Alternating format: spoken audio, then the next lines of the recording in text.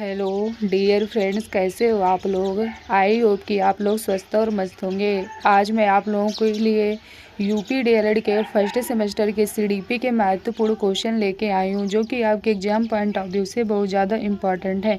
तो जहाँ तक हम लोगों ने क्वेश्चन कर लिए थे, अब उसके आगे बढ़ेंगे। तो आप लोग हर एक क्वेश्चन को अच्छी तरीके से समझिएगा और देखिएगा कि आपके एग्जाम में क्वेश्चन किस तरीके से पूछे जाते हैं।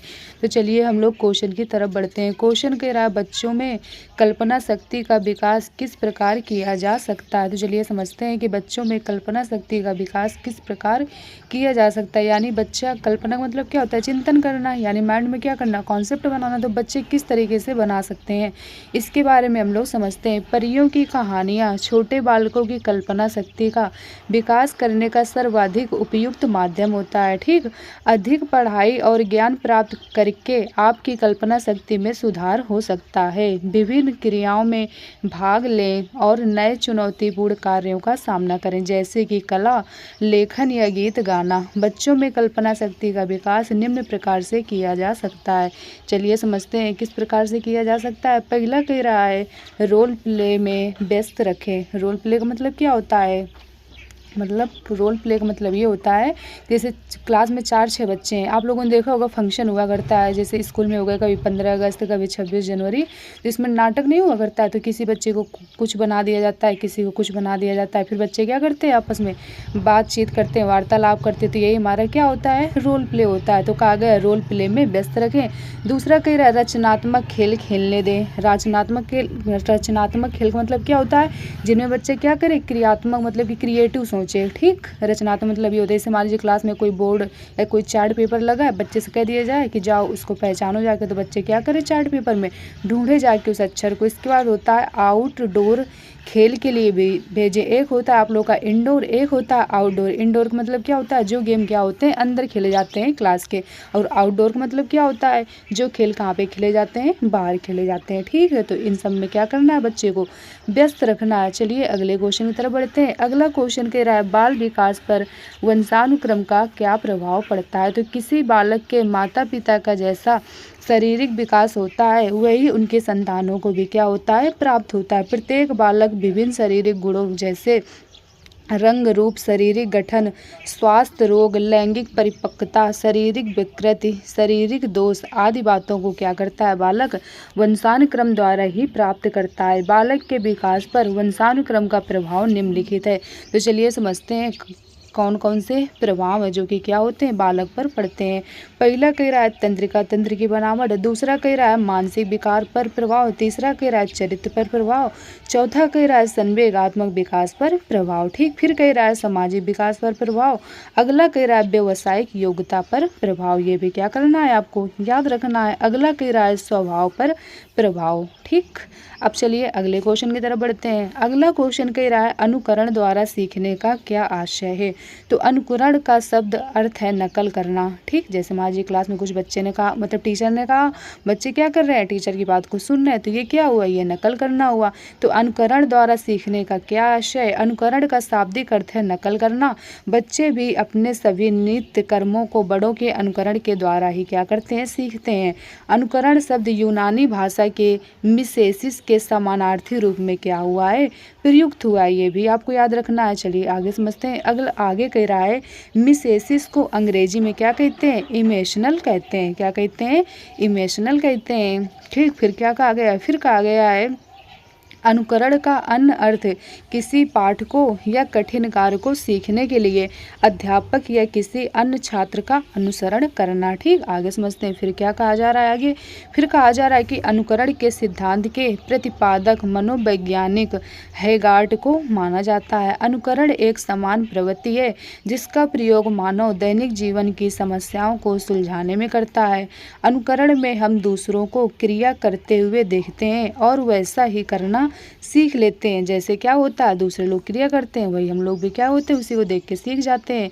अगले क्वेश्चन की तरफ बढ़ते हैं। अगला क्वेश्चन कह रहा है, कोहलर के सूझ या अंतर्दृष्टि सिद्धांत की विशेषताएं लिखिए। तो चलिए समझते हैं कोहलर के सूझ या अंतर्दृष्टि के सिद्धांत की विशेषताएं क्या थी, विशेषताओं के बारे में समझते हैं। कोहलर के सूझ या अंतर्दृष्टि सिद्धांत अधिगम सिद्धांतों में क्षेत्र सिद्धांत के अंतर्गत वर्णित किया गया है। अंतर्दृष्टि सिद्धांत की व्याख्या कोहलर ने अपने अपनी पुस्तक गेस्टाल्ट साइकोलॉजी 1959 में की है। ये भी आपको याद रखना है। अंतर्दृष्टि सिद्धांत की विशेषताएं कौन सी हैं? निम्नलिखित है। चलिए समझते हैं कौन कौन सी विशेषताएं। पहला कह रहा है परिवर्तित अनुक्रियाओं द्वारा प्रयास करना। दूसरा कह रहा है समस्यात्मक स्थिति का सर्वेक्षण। ये भी आपको याद रखना है। आगे समझते हैं आगे क्या कह रहा है। आगे कह रहा है एक उपयुक्त अनुक्रिया अभिव्यक्ति करना। आगे कह रहा है अनुकूलित अनुक्रिया की पुनरावृत्ति करना। अगला कह रहा है उद्देश्य लक्ष्य अथवा प्रेरणा की ओर बार बार ध्यान केंद्रित करना। अगला कह रहा है प्रथम अनुक्रिया उपयुक्त सिद्ध न होने पर अन्य अनुक्रिया करना। फिर कह रहा है समस्यात्मक स्थिति में हिचकिचाहट विश्राम एवं ध्यान का केंद्रीकरण करना। ये भी होता है। अब चलिए आगे समझते हैं आगे क्या कहा जा रहा है।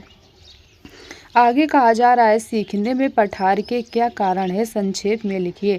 सीखने की इस प्रकार की अवस्था जिसमें सीखने की उन्नति रुक जाती है, इस अवस्था में अधिगम वक्र ऊपर चढ़ने के स्थान पर समांतर चलने लगता है और अधिक देर तक कोई प्रगति नहीं दिखाई पड़ती है।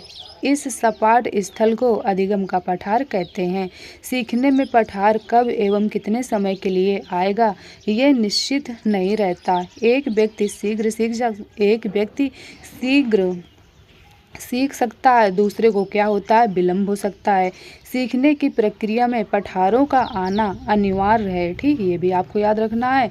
पर यह व्यक्ति की प्रवृत्ति पर निर्भर करता है कि वह पठारों में कितनी देर में पहुंचता है और पठार कितनी देर तक रहते हैं। ठीक, आगे समझते हैं। आगे आ रहा है रैक्स एवं नाइट। तो रैक्स और नाइट के बारे में समझते हैं। इनके अनुसार क्या है? इनके अनुसार सीखने में पठार जब आते हैं तब व्यक्ति सीखने की एक अवस्था पर पहुंच जाता है। अधिगम पठार बनाने के प्रमुख कारण निम्न है। कौन कौन से कारण हैं?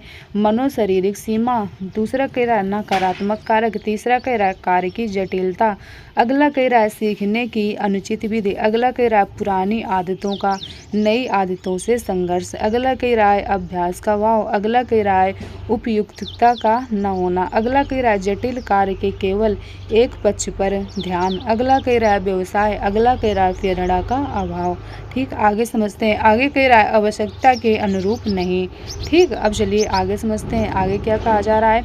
आगे कहा जा रहा है स्मृति के प्रभावी कारकों का उल्लेख कीजिए। तो वुडवर्थ के अनुसार सीखे हुए अनुभवों के सीधे उपयोग को क्या कहते हैं? स्मृति कहते हैं। क्या हो जाएगा? वुडवर्थ के अनुसार सीखे हुए अनुभवों के सीधे उपयोग को क्या कहते हैं? स्मृति कहते हैं। स्मृति एक मानसिक प्रक्रिया है जो प्रत्येक प्राणी में किसी न किसी मात्रा में क्या होती है? अवश्य पाई जाती है। किसी बात को याद करने की योग्यता प्रत्येक व्यक्ति में अलग अलग होती है। वस्तुतः जब व्यक्ति किसी वस्तु पदार्थ अथवा स्थान को देखता है तो उस वस्तु पदार्थ अथवा स्थान की प्रतिमा अथवा चिन्ह उसके मस्तिष्क में बन जाते हैं। ठीक, इन्हीं संचित चिन्हों अथवा पूर्व समय में सीखी हुई बातों को याद करना क्या कहलाता है? स्मृति कहलाता है। जैसे मान लीजिए आप कहीं पे गए, ठीक, तो आपने वहाँ की सारी चीज़ों को क्या किया? देखा।